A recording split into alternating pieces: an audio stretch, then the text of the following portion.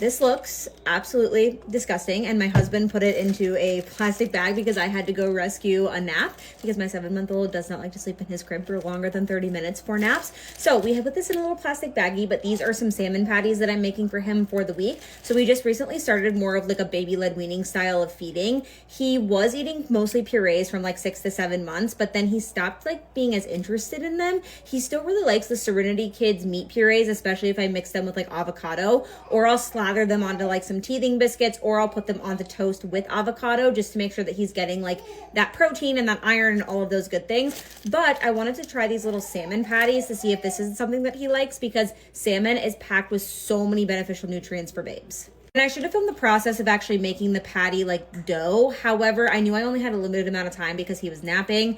And then I ended up having to like stop in the middle of it anyway. So I'm glad that I waited to just share this later. So I started with a base of oats. So I just got these ones at Costco. Oats are a great source of fiber. They're also a great source of iron. Two of the most important beneficial nutrients for babies when they are eating and when we're offering them foods is iron and then fats. So fats are going to really help with brain development. And then iron is really important because all of the iron stores that they built up while you are pregnant with them start to dwindle after that 6-month mark. So offering them iron-rich sources as you're offering them foods is really important to make sure that they're getting in that iron. By the way, with those oats, to get oat flour, because oat flour is ridiculously expensive at the grocery store, all I did was put in like a cup of oats into the blender and then blended it up like a couple of times, and then I had oat flour. So love that for me.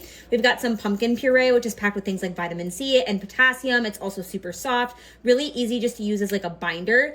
Gio, I don't think is allergic to eggs, but every time we've tried eggs, he's gotten a rash around his mouth. So we're not using eggs as a binder in this because I'm just introducing them. We're taking a little break from egg introduction right now. So I use pumpkin puree. You could also do a sweet potato mash as well, which would have a lot of similar nutrients to the pumpkin puree. And then I'll post a picture of the salmon that I used. I actually just used canned salmon because I thought that would be easier than, honestly, it was just easier than preparing salmon. And canned salmon still has a lot of the valuable nutrients that we're looking for in salmon. So salmon's really rich in omega-3 fatty acids, which, like I said, are really good for brain development. Salmon is also a good source of iron as well. So adding in some extra different meats. And we also haven't tried any fish yet. So we shall see what he thinks, and also hopefully no allergens to fish either. So that recipe made about 8 patties. So I used 1 can of salmon. I used 2 tablespoons of the oat flour, and then I used 2 tablespoons of the pumpkin puree. And we have 8 little patties. I will probably just try one with him at a time. He's really still kind of more exploring food than he is like actually eating it. I mean, he eats it. He puts it in his mouth. He takes bites. But like when I give him a slice of toast, he only eats around like half of the slice of toast, and the rest of it he kind of just gnaws on and or throws on the floor.